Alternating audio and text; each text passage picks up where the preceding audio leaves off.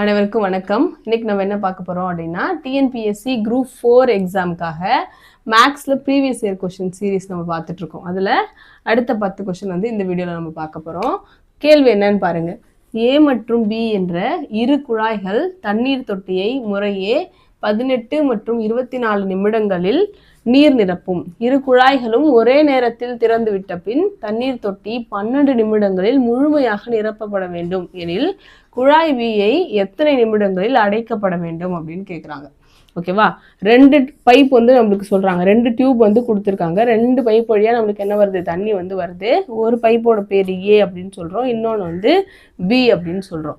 ஏ மற்றும் பி என்ற இரு குழாய்கள் தண்ணீர் தொட்டியை முறையே ஏ மட்டும் 18 நிமிஷத்தில் நிரப்பிடும் ஒரு தொட்டியை. அதுவே பி வந்து என்ன பண்ணுது, 24 நிமிஷத்தில் ஒரு தொட்டியை நிரப்புது. 2 குழாயும் சேர்ந்து ஒரே டைமில் திறந்து விடுறாங்க. திறந்து விடும்பொழுது அந்த தண்ணி தொட்டியை 12 நிமிஷத்தில் முழுசாக நிரம்பணும் அப்படின்னா தொட்டி பியை மட்டும் எவ்வளோ நேரத்தில் அடைச்சிடணும் அப்படின்னு சொல்லி கேட்குறாங்க. எவ்வளோ நேரத்துக்கு முன்னாடி அடைச்சிடணும் அப்படின்னு தான் கேள்வி வந்து கேட்குறாங்க. அப்போது இந்த 2 தொட்டியும் சேர்ந்து தண்ணியை நிரப்புச்சு அப்படின்னா எவ்வளோ நேரத்தில் நிரப்பும் அப்படின்றத நம்ம தெரிஞ்சுக்கணும். சரியா?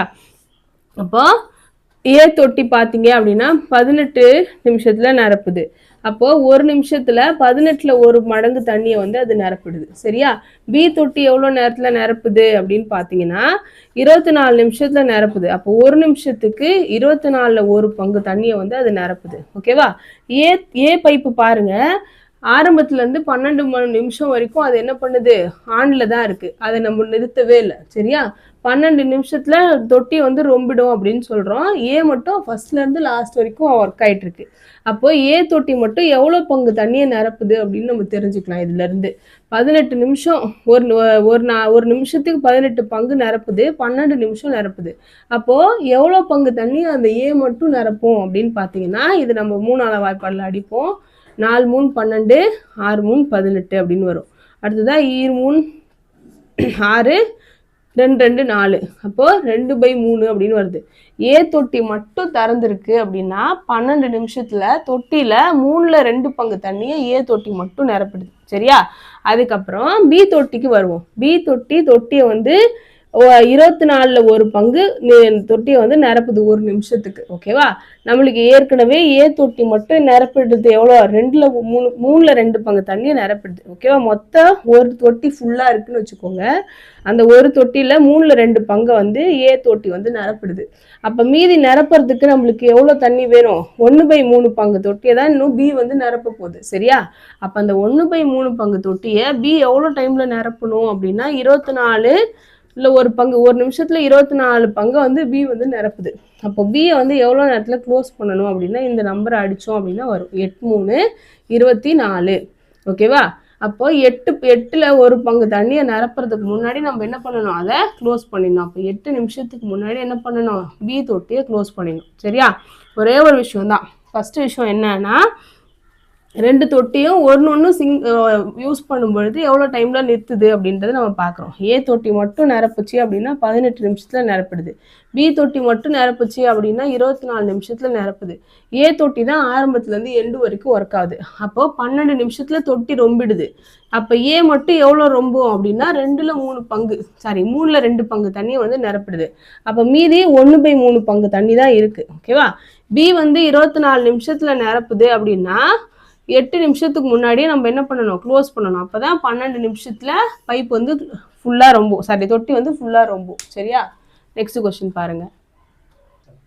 அடுத்த கொஸ்டின் பாருங்கள். ஒரு உருளையின் கன அளவு 448 பை சென்டிமீட்டர் கியூப். ஓகேவா? அதோட உயரம் 7 சென்டிமீட்டர் எனில் உருளையின் வலைப்பரப்பு காண்க அப்படின்னு கேட்குறாங்க. நம்மளுக்கு என்ன ஷேப் கொடுக்குறாங்க, உருளை வந்து கொடுத்துருக்காங்க. ஓகேவா? உருளையோட என்ன அளவுகள் கொடுத்துருக்காங்க, வால்யூம் வந்து கொடுத்துருக்காங்க. வால்யூம் என்ன கொடுத்துருக்காங்க, 448 பை அப்படின்னு சொல்கிறாங்க. என்ன கேட்குறாங்க, உருளையோட வலைப்பரப்பு கேட்குறாங்க. வலைப்பரப்பை நம்ம என்னன்னு சொல்லுவோம், வலைப்பரப்பு அப்படின்றது ஒரு உருளையோட இந்த வளைந்த பகுதி இருக்குல்ல, அந்த பகுதியை மட்டும் என்ன பண்ணுறாங்க, கேட்குறாங்க. அப்போ உருளையோட வலைப்பரப்புக்கான ஃபார்முலா என்ன அப்படின்ட்டு நம்ம கண்டுபிடிக்கணும். ஓகேவா? உருளையோட வலைப்பரப்புக்கு ஃபார்முலா உருளையின் கன அளவுக்கு ஃபார்முலா என்னது, πr²h. ஓகேவா? உருளையின் கன அளவுக்கான ஃபார்முலா என்னது பை ஆர் ஸ்கொயர் ஹெச். இங்கே போகிறோன்னா இந்த பை ஆர் ஸ்கொயர் ஹெச்சோட வேல்யூ தான் நம்மளுக்கு 448 அப்படின்னு சொல்லி கொடுக்குறாங்க. பை ஆர் ஸ்கொயர் ஹெச்சோட வேல்யூ தான் என்னது 448 பை அப்படின்னு கொடுக்குறாங்க. இந்த பையும் கேன்சல் பண்ணிடுங்க. இந்த ஆர் ஸ்கொயர்டு இங்கே இருக்குது 448 டிவைடட் பை ஹெச்சோட வேல்யூ கொஸ்டின் என்ன கொடுத்துருக்காங்க 7 அப்படின்னு கொடுத்துருக்காங்க. 1 7 7 35 6 42 மீதி 8 4 28 ஆர் இஸ் ஈக்குவல் டு 8 8 என்னது 64. அப்போ ஒரு 8 போட்டுக்கிறோம். ஆர் வந்து என்னது 24. ஆர் ஸ்கொயர்டு வந்து 64. அப்போ ஆர் வந்து என்னது 8. ஆரோட வேல்யூ கண்டுபிடிச்சிட்டோம். சரியா? இப்போ உருளையோட வலைப்பரப்புக்கான ஃபார்முலா தெரியும் 2 பை ஆர் ஹெச். இதுதான் உருளையோட வலைப்பரப்புக்கான ஃபார்முலா. அப்போது இதில் அப்படியே வேல்யூலாம் சப்ஸ்டியூட் பண்ண போகிறீங்க. 2 வந்து போட்டுக்கிறீங்க. பையோட வேல்யூ என்னது 22/7. ஆரோட வேல்யூ நம்ம என்ன கண்டுபிடிச்சோம் 8 அப்படின்னு கண்டுபிடிச்சோம். ஹெச்சோட வேல்யூ கொஸ்டினில் கொடுத்துருக்காங்க 7. இப்போ இது ரெண்டையும் அடிச்சிங்க அப்படின்னா கேன்சல் ஆகிடும். சரியா? அடுத்ததான் இது ரெண்டையும் பெருக்குங்க 44. அது கூட 8 பெருக்குனிங்கன்னா 8 4 8 32 மேலே போடுறேன். 4 8 32 மீதி 3 அதுக்கப்புறம் 32 35 என்ன வந்துச்சு 352 அப்படின்னு வருது. சரியா? ஒரே ஒரு விஷயம் தான், உருளையோட ஷேப் வந்து கொடுத்துருக்காங்க. இந்த உருளையோட ஹைட் வந்து நம்மளுக்கு 7 சென்டிமீட்டர்னு கொடுத்துட்டாங்க. ஆரம் தெரிஞ்சாதான் நம்மளால என்ன கண்டுபிடிக்க முடியும் வலைப்பரப்பு கண்டுபிடிக்க முடியும். அதுக்கு பதிலாக நம்மளுக்கு கன அளவு கொடுக்குறாங்க. அப்போ கன அளவோட ஃபார்முலா என்னது பை ஆர் ஸ்கொயர் ஹெச். அந்த ஃபார்முலாவை வச்சுக்கிட்டு நம்ம என்ன பண்ணுறோம் ஆரோட வேல்யூவை கண்டுபிடிக்கிறோம். அந்த வேல்யூவை எடுத்துகிட்டு போயிட்டு உருளையோட வலைப்பரப்பு ஃபார்முலாவில் சப்ஸ்டியூட் பண்ணிங்க அப்படின்னா நம்மளுக்கு உருளையோட வலைப்பரப்பு கிடச்சிரும். சரியா? Answer 352 centimetre squared. Next question பார்க்கலாம். அடுத்த கொஸ்டின் பாருங்கள். ஒரு தொழிற்சாலையில் உள்ள உலோக வாளி கூம்பின் இடைக்கண்ட வடிவில் உள்ளது. அதன் மேற்புற மற்றும் அடிப்புற விட்டங்கள் முறையே 10 மீட்டர் மற்றும் 4 மீட்டர் எனில் உயரம் 4 மீட்டர் எனில் வலைப்பரப்பு காண்க அப்படின்னு கேட்குறாங்க. இப்போ நம்மளுக்கு என்ன கொஸ்டின் கொடுத்துருக்காங்க அப்படின்னா ஒரு கூம்பு வந்து கொடுத்துருக்காங்க. கூம்போட கூம்பு கொடுத்துருக்காங்களா? இல்லை, கொடுத்துக்கல. ஒரு தொழிற்சாலையில் இருக்கிற ஒரு உலோக வாளியை வந்து கொடுக்குறாங்க. அந்த வாளி எப்படி இருக்குது அப்படின்னா ஒரு கூம்போட இடைக்கண்டம் அப்படின்னா கூம்பை பாதியில் கட் பண்ணால் அந்த ஷேப் தான் வந்து கொடுத்துருப்பாங்க. இப்போ நம்ம சாப்பிட்றோம்ல கோன் ஐஸு, அதில் பாதியில் நடுவில் கட் பண்ணிங்கன்னா எந்த ஷேப் இருக்குமோ அதுதான் இந்த ஷேப்பு. அந்த மாதிரி ஒரு உலோக வாளி இருக்கான். சரியா? அதோட மேற்புறத்தில் இருக்கிற விட்டம் வந்து 10 மீட்டர் அப்படின்னும் கீழ்ப்புறத்தில் இருக்க விட்டம் 4 மீட்டர் அப்படின்னு கொடுக்குறாங்க. அதோட உயரம் வந்து 4 மீட்டர் அப்படின்னு சொல்கிறாங்க. சரியா? இப்போ நம்மளுக்கு என்ன கேட்குறாங்க அப்படின்னா அதோட சாய் உயரம் கேட்குறாங்க. சாய் உயரம் கேட்கல, வலைப்பரப்பு கேட்குறாங்க. அதே மாதிரி நம்ம முன்னாடி பார்த்தோம் இல்லையா உருளையோட வலைப்பரப்பு, அந்த மாதிரி இதுலேயும் வலைப்பரப்பு கேட்குறாங்க. இப்போ நம்மளுக்கு ஒரு ஃபார்முலா தெரிஞ்சிருக்கணும். கூம்போட இடைக்கண்டத்தோட வலைப்பரப்புக்கான ஃபார்முலா என்ன அப்படின்னு கேட்டிங்கன்னா இடைக்கண்டத்தோட வலைப்பரப்புக்கான ஃபார்முலா இது வந்து சாய் உயரம் எல் இன்ட்டு பெரிய ஆறு ப்ளஸ் ஆறு சின்ன ஆறு ஹெச் அப்படின்னு வரும். சரியா? கூம்போட வலைப்பரப்புக்கான ஃபார்முலா வந்து பை வலைப்பரப்பு எல் தான் நம்மளுக்கு. ஓகே, வலைப்பரப்புக்கான ஃபார்முலா என்னது பை இன்ட்டு ஆர் ப்ளஸ் ஆறு ஹெச். இப்போ நம்மளுக்கு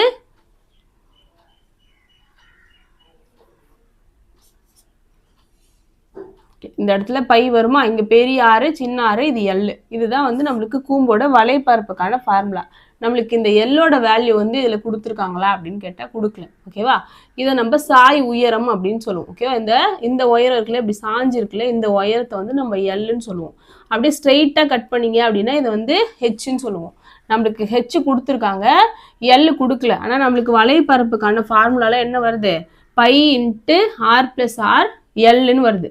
இதில் பெரிய ஆர் வந்து மேலே இருக்கிற ஆரம் வரும், சின்ன ஆர் வந்து கீழே இருக்கிற ஆரம் வரும். ஓகேவா? இப்போ இதில் இருக்கிற வேல்யூஸில் எல் ஃபஸ்ட்டு இல்லை. அப்போ எல்லை வந்து நம்ம ஃபஸ்ட்டு கண்டுபிடிக்க போகிறோம். இது வந்து சாய் உயரம் அப்படின்னு சொல்லுவோம். எல்லை அதோட ஃபார்முலா என்ன அப்படின்னா ரூட் ஹெச் ஸ்கொயர்டு ப்ளஸ் பெரிய ஆர் மைனஸ் சின்ன ஆர் த ஹோல் ஸ்கொயர்டு. இதுதான் வந்து சாய் உயரம் கண்டுபிடிக்கிறதுக்கான ஃபார்முலா. சரியா? இப்போ ஹெச் வந்து நம்மளுக்கு கொடுத்துருக்காங்க. ஹெச்சோட வேல்யூ என்ன கொடுத்துருக்காங்க 4 மீட்டர்னு கொடுத்துருக்காங்க. அப்போ 4 ஸ்கொயர்னு போட்டுக்கிறேன். ஓகேவா? அடுத்ததா இந்த இடத்துல பெரிய ஆரம் கேட்குறாங்க. நம்ம கிட்ட எக்ஸாமில் கொஷினில் என்ன கொடுத்துருக்காங்க, விட்டம் தான் கொடுத்துருக்காங்க, அடிப்புற விட்டம். அப்போ விட்டம் வந்து இங்கே 10 அப்படின்னா அதில் பாதி தான் என்னது ஆரம். இந்த ஹோலுக்கும் சேர்த்தா விட்டம், அதில் பாதி என்ன சொல்லுவோம், ஆரம்னு சொல்லுவோம். இங்கே ஃபுல்லாக 4ன்னு சொல்கிறாங்க, அதில் பாதி எவ்வளோ 2ன்னு சொல்லுவோம். ஓகேவா? அப்போ பெரிய ஆரம் வந்து 5, சின்ன ஆரம் வந்து என்னது 2, மேலே என்ன இருக்குது ஹோல் ஸ்கொயர்டு இருக்குது. இப்போ 4 4 என்னது 16 ப்ளஸ் 5ல் 2 போச்சுன்னா 3 3 3 என்னது 9. இது ரெண்டையும் கூட்டுங்க, 16ஐயும் 9ஐயும் கூட்டினீங்க அப்படின்னா 25ன்னு வரும்.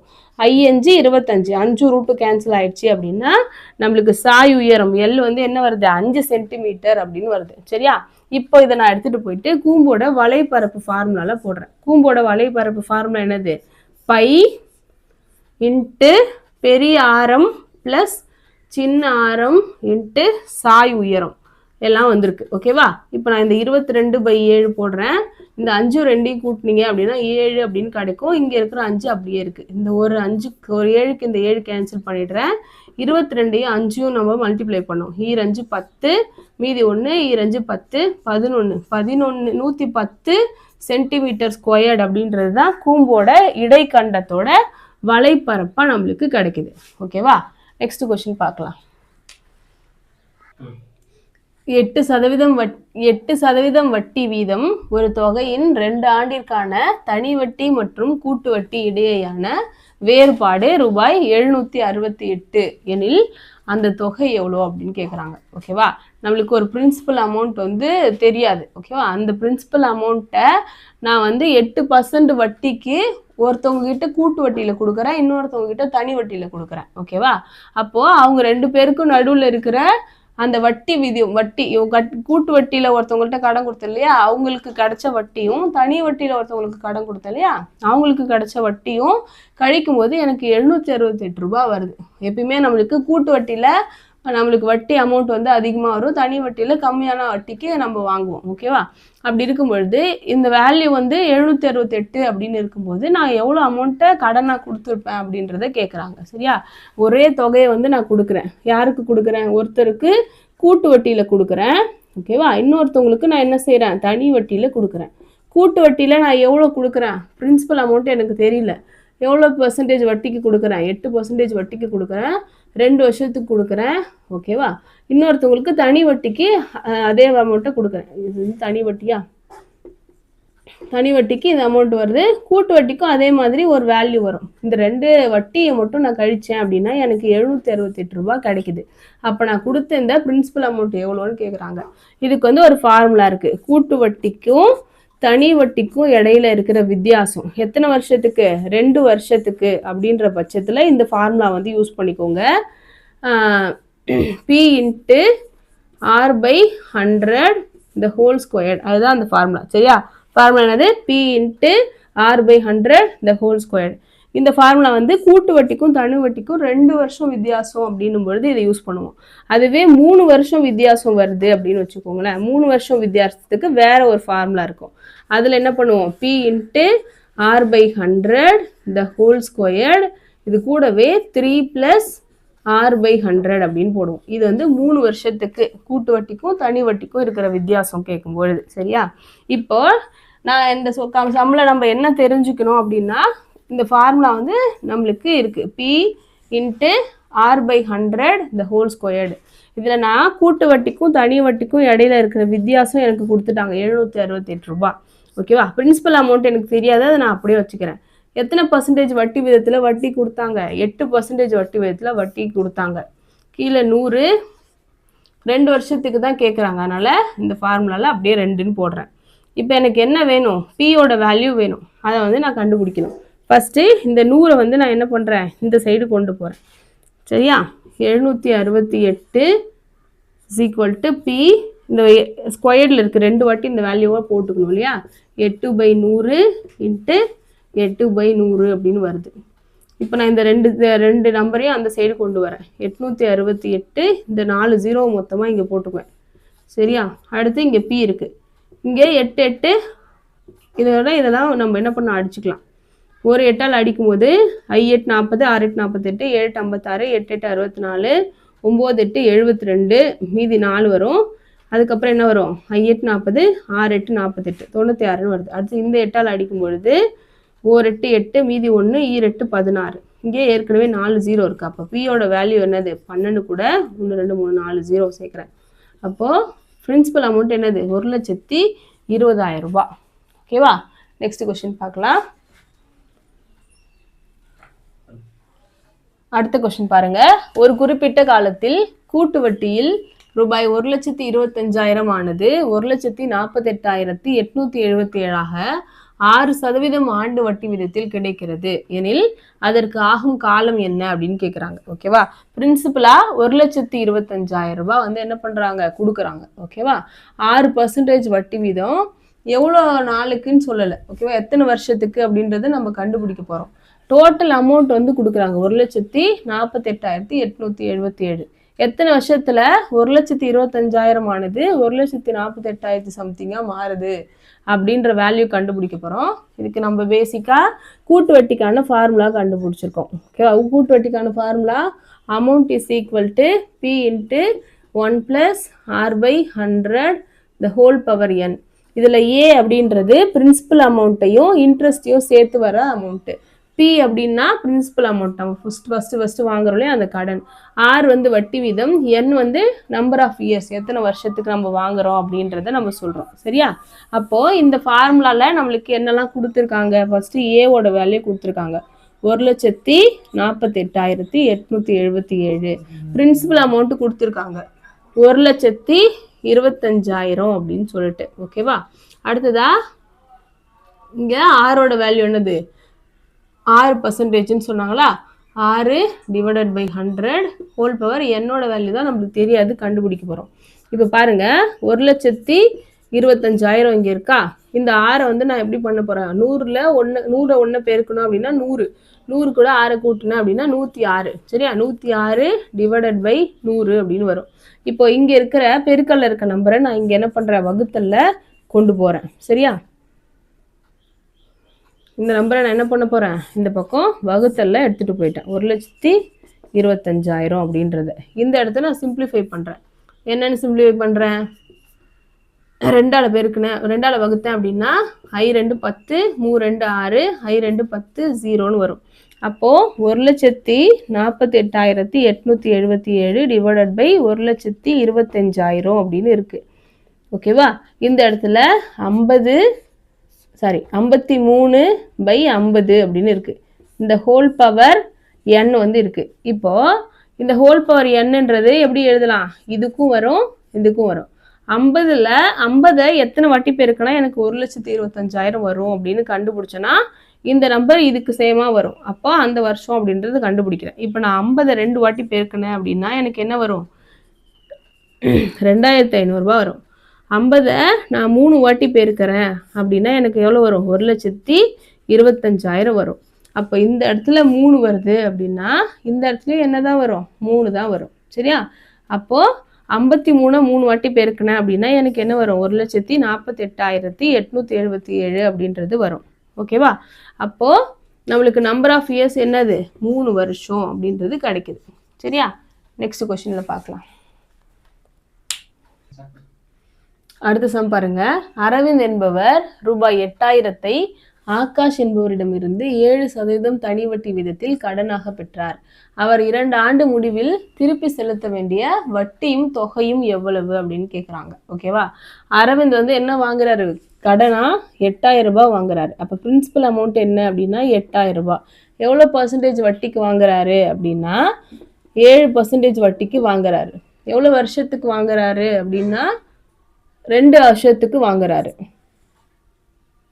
ஓகேவா? அப்படி 2 வருஷத்துக்கு வாங்கும் பொழுது அவருக்கு தனி வட்டி சிம்பிள் இன்ட்ரெஸ்ட் எவ்வளோ அப்படின்னு கேட்குறாங்க. சிம்பிள் இன்ட்ரெஸ்டோட ஃபார்முலா என்னது? PNR டிவைடட் பை 100 அப்படின்னு சொல்லுவோம். P வந்து என்னது? 8,000. சரியா? N வந்து எவ்வளோ? 2 வருஷம். R வந்து 7% வட்டி டிவைடட் பை 100. அப்போ அவருக்கு எவ்வளோ கிடைக்கும் அப்படின்னா இந்த 2 0க்கு இந்த 2 0 கேன்சல் பண்ணுறேங்க. 8 2 16 × 7. இங்கே ஒரு 0 இருக்குது. ஓகேவா? 6 7 42 மீதி 4 1 7 எவ்வளோ வருது 110 7 35 6 42 மீதி 4 1 7 7 4 11 இங்கே ஒரு 0 விட்டோம்லே அந்த 0 இது வந்து என்னது சிம்பிள் இன்ட்ரெஸ்ட் அவரு கட்ட வேண்டிய வட்டி மட்டும் இது அவங்க கொஸ்டின் என்ன கேட்குறாங்க வட்டி கேட்குறாங்க அது கூடவே தொகையும் கேட்குறாங்க தொகையை நம்ம எப்படி கண்டுபிடிப்போம் வட்டி கூட அசலை சேர்த்துக்கிட்டோம் அப்படின்னா அது டோட்டல் அமௌண்ட் வரும் இப்போ டோட்டல் அமௌண்ட் நம்ம எப்படி கண்டுபிடிப்போம் பி பிளஸ் எஸ்ஐ இங்கே இனிஷியல் அமௌண்ட் வந்து என்னது 8000 அதுக்கப்புறம் அவர் வாங்கின கட்ட வேண்டிய வட்டி மட்டும் 1120 மொத்தமாக சேர்த்தோம் அப்படின்னா 9120 அப்போ அவர் கட்ட வேண்டிய வட்டி வந்து 1120 கட்ட வேண்டிய மொத்த தொகை 9120 சரியா நெக்ஸ்ட் கொஸ்டின் பார்க்கலாம் ஒரு தொகை ஒரு குறிப்பிட்ட தனி வட்டி விதத்தில் 2 ஆண்டுகளில் ரூபாய் 6200 எனவும் 3 ஆண்டுகளில் ரூபாய் 6800 எனவும் உயர்கிறது எனில் அந்த தொகை என்ன அப்படின்னு கேட்குறாங்க ஓகேவா இப்போ பி வந்து நம்மளுக்கு தெரியாது அது வந்து என்னது நம்மளுக்கு தெரியாது இந்த தொகையை வந்து வட்டிக்கு விட்றாங்க இது 2 வருஷத்தில் அந்த தொகை எவ்வளோவா மாறுது அப்படின்னா 6200 மாறுது சரியா அதே 3 வருஷத்தில் அது என்னவா மாறுது அப்படின்னா 6800 ரூபாயாக மாறுது இதில் வந்து நம்மளுக்கு என்ன கேட்குறாங்க அப்படின்னா அந்த தொகை எவ்வளோ அப்படின்னு கேட்குறாங்க ஃபஸ்ட்டு விஷயம் நம்மளுக்கு 2 வருஷத்தில் அது என்னவா மாறுச்சு 6200 மாறுச்சு 3 வருஷத்தில் அது என்னவா மாறுச்சு 6800 மாறுச்சு தனி வட்டி பொறுத்த வரைக்கும் எல்லா வருஷமும் ஒரே அளவு வட்டி தான் வரும் அதனால் நம்ம 3வது வருஷத்தில் அமௌண்ட்டையும் 2வது வருஷத்தோட அமௌண்ட்டையும் கழித்தோம் அப்படின்னா நம்மளுக்கு 600 அப்படின்றது கிடைக்கும் அப்போ நம்மளுக்கு சிம்பிள் இன்ட்ரெஸ்ட் எவ்வளோ 600 ரூபா அப்படின்றது கிடைக்கிது ஒரு வருஷத்துக்கும் சரியா இப்போ நம்மளுக்கு கொஸ்டினில் என்ன கேட்டாங்கன்னா 2 வருஷத்தில் 6200 ரூபாயாக மாறி இருக்கு அந்த அமௌண்ட் 2 வருஷத்தில் என்னவா மாறி இருக்கு 6200 ரூபாயாக மாறி இருக்கு 2 வருஷத்தில் ஓகேவா அப்போ ஒரு வருஷத்தில் என்னவா வரும் அப்படின்னு கண்டுபிடிக்கிறோம் 2 வருஷத்துக்கு ஒரு வருஷத்துக்கு சிம்பிள் இன்ட்ரெஸ்ட் வந்து 600 ரூபா 2 வருஷத்துக்கு சிம்பிள் இன்ட்ரெஸ்ட் எவ்வளோ 600 இன்ட்டு 2 1200 ரூபா ஓகேவா இப்போ நம்மளுக்கு 2 வருஷத்தோட அமௌண்ட் எவ்வளோ சொல்லியிருக்காங்க கணக்கில் 6200 ரூபா அப்படின்னு சொல்லியிருக்காங்க அப்போ அந்த 6200லேருந்து 2 வருஷத்துக்கான வட்டியை கழிச்சிட்டோம் அப்படின்னா நம்மளுக்கு எவ்வளோ வரும் 5000 அப்படின்றது வருது சரியா ஒன்றும் இல்லை சிம்பிளாக நம்ம என்ன செய்கிறோம் ஃபஸ்ட்டு வட்டி வீதம் வந்து வட்டியோட அமௌண்ட்டை வந்து எவ்வளோன்னு கண்டுபிடிச்சிக்கிறோம் 2 வருஷத்தில் 6200 ரூபாயாக மாறுது 3 வருஷத்தில் 6800 ரூபாயாக மாறுது அப்போ கழிச்சோம் அப்படின்னா 600 ரூபா வந்து நம்மளுக்கு வட்டி மட்டும் வருது அப்போது ஒரு வருஷத்துக்கு 600 ரூபா அப்படின்னா 2 வருஷத்துக்கு 1200 ரூபா வட்டி வருது சரியா நம்மளுக்கு அமௌண்ட் எவ்வளோ கொடுத்துருக்காங்க 2 வருஷத்தில் 6200 ரூபா வருது அப்போ அதுலேருந்து நம்ம வட்டியை கழிச்சிட்டோம் அப்படின்னா அசலை வந்து நம்மளால் என்ன பண்ண முடியும் ஈஸியாக கண்டுபிடிக்க முடியும் சரியா நெக்ஸ்ட் கொஸ்டின் பாருங்கள் அடுத்த கொஸ்டின் பாருங்கள் 280 நபர்கள் ஒரு விமானத்தில் 2 முறை பயணம் செய்கின்றனர் எனில் அவ்விமானத்தில் 1400 நபர்கள் எத்தனை முறை பயணம் செய்யலாம் அப்படின்னு கேட்குறாங்க ஓகேவா ஒரு வாட்டி போனாங்க அதாவது 280 நபர்கள் வந்து 2 வாட்டி பயணம் செய்கிறாங்க சரியா 280 பேர் 2 வாட்டி பயணம் செய்கிறாங்க அப்போ ஒரு வாட்டி எவ்வளோ பேர் பயணம் செய்வாங்க இதில் பாதி பேர் பயணம் செய்வாங்க ஓகேவா இப்போ என்ன கொஷின் கேட்குறாங்க இது வந்து நபர்கள் ஓகேவா இது வந்து பயண டைமு 1400 பேர் இங்கே ஒரு 0 சேருங்க 1400 பேர் எவ்வளோ நேரத்தில் 10 வாட்டி பயணம் செய்வாங்க இது வந்து நம்மளுக்கு எதுலேருந்து வருது அப்படின்னா நேர்மாறல் எதிர்மாறல் கணக்கு இருக்கு இல்லையா அதுலேருந்து வருது இப்போது 280 பேர் 2 வாட்டி பயணம் செய்கிறாங்க அப்படின்னா அப்போ ஒரு 300 பேர்னா எக்ஸ்ட்ரா தான் பயணம் செய்வாங்க அப்போ இங்கே அதிகமானா அங்கேயும் அதிகமாகுது அப்போ இது என்னது நேர்மாறல் அப்போ இது எப்படி எழுதுவோம் 280 பேர் 2 வாட்டி பயணம் செய்கிறாங்க அப்படின்னா 1400 பேர் எத்தனை வாட்டி பயணம் செய்வாங்க இப்போ நம்ம அப்படியே அடித்து போட வேண்டியதான் 1 2 2 14 2 28 அப்படின்னு வரும் இந்த 0 அப்படியே இருக்குது ஓகேவா அடுத்ததாக இந்த 140 இந்த 140 அடிக்கிறோம் அடித்தா நம்மளுக்கு மீதி என்ன வருது 10 அப்படின்றது வருது அப்போ 10 தடவை வந்து பயணம் செய்வாங்க அதுதான் வந்து ஆன்சர் சரியா நெக்ஸ்ட் கொஸ்டின் பார்க்கலாம் ஒரு சூடேற்றி 40 நிமிடங்களில் 3 அலகுகள் மின்சாரத்தை பயன்படுத்துகிறது 2 மணி நேரத்தில் எத்தனை அலகுகள் மின்சாரத்தை அது பயன்படுத்தும் அப்படின்னு கேட்குறாங்க. ஓகேவா, ஒரு ஹீட்டர் வந்து கொடுக்குறாங்க. 40 நிமிஷத்தில் அது என்ன பண்ணுதான், 3 யூனிட் மின்சாரத்தை யூஸ் பண்ணுது. ஓகேவா, அப்போ 2 மணி நேரத்தில் எவ்வளோ யூனிட் மின்சாரத்தை அதை யூஸ் பண்ணிக்கும் அப்படின்னு கேட்குறாங்க. இங்கே என்ன கொடுத்துருக்காங்க, நிமிடங்களில் கொடுக்குறாங்க. ஆனால் கேள்வி எங்கே கேட்குறாங்க, மணி நேரங்களில் கேட்குறாங்க. அப்போது 2 மணி நேரம் அப்படின்றத நம்ம நிமிஷத்தில் மாற்றணும். 1 மணி நேரத்துக்கு 60 நிமிஷம். ஓகேவா, அப்போ 2 மணி நேரம் அப்படின்னும் பொழுது அதை 2ஆல் பெருக்கிக்கிறோம். 120 நிமிடங்கள் அப்படின்னு சொல்கிறாங்க. இதுவும் அதே நேர்மாறல் எதிர்மாறல் தான். இங்கேயும் நம்மளுக்கு என்ன கொஸ்டின் தான் கொடுக்குறாங்க, நேர்மாறல் தான் கொடுக்குறாங்க. சரியா, 40 நிமிஷத்தில் 3 யூனிட் மின்சாரத்தை எடுத்துக்குது. அப்போது 120 நிமிஷத்தில் எவ்வளோ யூனிட் மின்சாரத்தை அது எடுத்துக்கும் அப்படின்னு கேட்குறாங்க. சிம்பிளாக நம்ம என்ன பண்ணணும், சிம்பிளிஃபை பண்ண வேண்டியதான். ஒரு 3 இந்த 40 ஃபஸ்ட்டு அடிப்போம். இந்த 0க்கு இந்த 0 கேன்சல் ஆகிடும். 1 நாள் 4, 3 நாள் 12 அப்படின்னு வருது. சரியா, இப்போது என்ன கிடச்சிருக்கு எனக்கு, 3/x = 3 அப்படின்னு கிடச்சிருக்கு. ஓகேவா, இது அந்த சைடு கொண்டு போகும்போது x = 9 மணி நேரத்தில் என்ன பண்ணும் எனக்கு, சாரி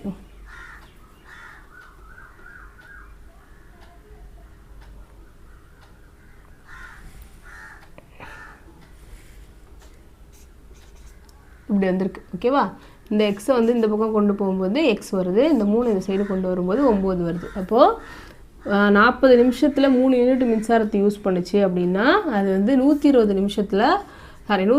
நிமிஷத்துக்கு அது 9 யூனிட் மின்சாரத்தை யூஸ் பண்ணோம். அந்த 120 நிமிஷம் அப்படின்றது தான் இங்கே 2 மணி அப்படின்றது நம்ம தெரிஞ்சுக்கணும். சரியா, அடுத்த கொஸ்டின் பாருங்கள். அடுத்த சம் பாருங்கள். எல்சிஎம்னா என்னது, மீசியமா கேட்குறாங்க. LCM ஆஃப் t² - 13t + 42, அடுத்து t² - 36, அடுத்து t - 7 the whole cube. இந்த 3 நம்பர் கொடுத்துட்டு இதோட எல்சிஎம் வந்து கேட்குறாங்க. சரியா, இப்போ பாருங்கள், ஃபஸ்ட்டு நம்பரை வந்து எடுத்துக்கிறோம். ஃபஸ்ட்டு இருக்கிற செட்டை வந்து எடுத்துக்கிறோம். t² - 13t + 42 அப்படின்றத எடுத்துக்கிறோம். இதை நம்ம வந்து என்ன பண்ணுறோம், எக்ஸ்பேண்ட் பண்ணி எழுதுகிறோம். எப்படி எழுதுவோம் அப்படின்னா, ஏதாவது ஒரு நம்பரில் நம்ம பெருக்கணும் அப்படின்னா 42 வரணும், கூட்டணும் அப்படின்னா 13 வரணும். சரியா, அப்படி ஒரு செட்டு என்ன இருக்குது, 6 7 42, 7 35, 6 42. இதை கூட்டணும் அப்படின்னா 13 வரும். சரியா, இப்போது இந்த இடத்துல ப்ளஸ் மைனஸில் எது வரும் அப்படின்னு தெரிஞ்சுக்கணுன்னா, இந்த இடத்துல பாருங்கள் ப்ளஸ் வருது அப்படின்னா எதர் இது ரெண்டுமே ப்ளஸ்ஸாக இருக்கணும், இல்லை ரெண்டுமே மைனஸாக இருக்கணும். அப்படி இருந்தால் தான் இந்த இடத்துல ப்ளஸ் வரும். சரியா, இங்கே மைனஸ் வருது அப்படின்னா என்ன அர்த்தம், ஏதாச்சும் ஒரு நம்பர் வந்து என்னவா இருக்குது, ப்ளஸ் ஆர் மைனஸில் இருக்குது அப்படின்னு அர்த்தம். அப்போ இங்கே பாருங்கள்,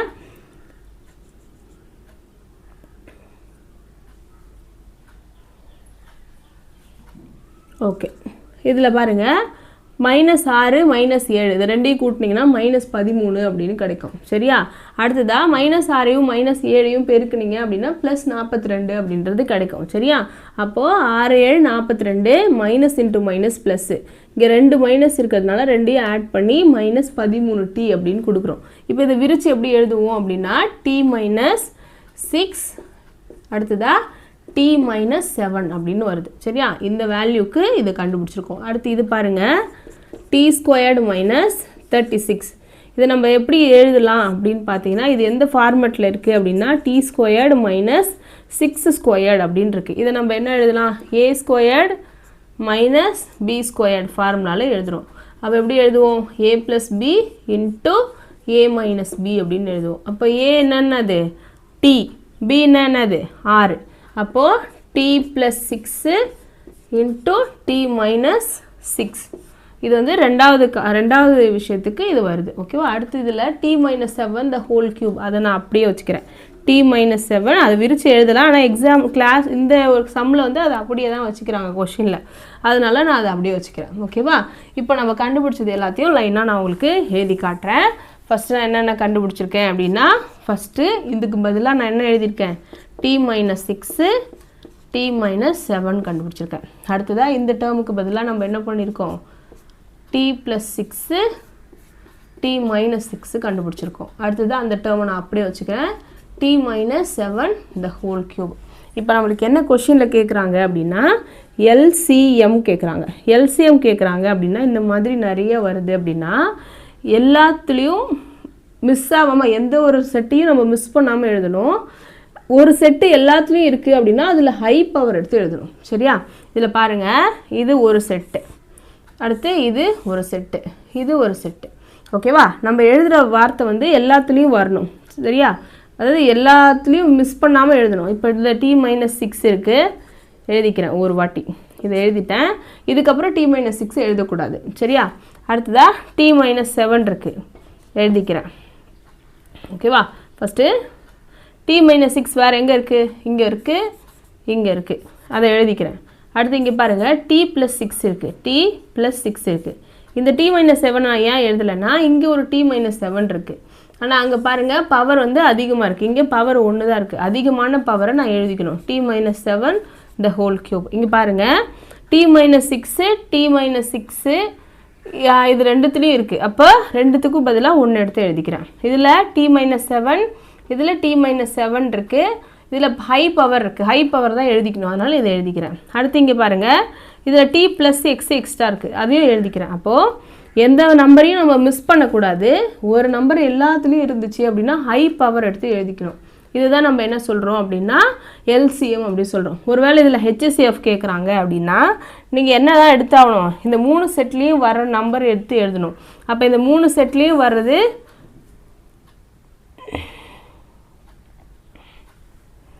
எதுவுமே இல்லை. அப்போ என்ன வரும்? 1 அப்படின்றது ஆன்சர் வரும். சரி, அங்கே பாருங்கள், இதில் T-7 இருக்குது, இதில் T-7 இல்லை. ஆனால் இதில் T-6 இருக்குது, இதில் இருக்குது, ஆனால் இதில் இல்லை. அதே மாதிரி T+6 இதில் இருக்குது, மற்ற ரெண்டுலேயும் இல்லை. அப்போ எதுவுமே காமனாக இல்லை அப்படின்னா HCF வந்து 1 வரும். நம்மளுக்கு எல்சிஎம் தான் கேட்டிருக்காங்க. இதில் நம்மளுக்கு ஆப்ஷன்லேயே நம்மளுக்கு ஈஸியாகவே கொடுத்துருக்காங்க. இந்த பவரை மட்டும் எது வரும் அப்படின்னு பார்த்தீங்கனாலே தெரிஞ்சிடும். கொஷினை பார்த்த உடனே அவர்கிட்ட எடுத்து எழுதலாம், ஹோல் கியூப் தான் வரும் அப்படின்னு சொல்லிட்டு. ஓகேவா? இதோட நம்மளுக்கு இந்த 10 கொஷின் முடியுது. நெக்ஸ்ட்டு 10 கொஷினை நம்ம இன்னொரு வீடியோவில் பார்க்கலாம். இது உங்களுக்கு எந்த அளவுக்கு யூஸ்ஃபுல்லாக இருக்குது அப்படின்றத கண்டிப்பாக கமெண்ட்டில் சொல்லுங்கள். நெக்ஸ்ட் வீடியோவில் பார்க்கலாம். தேங்க்யூ.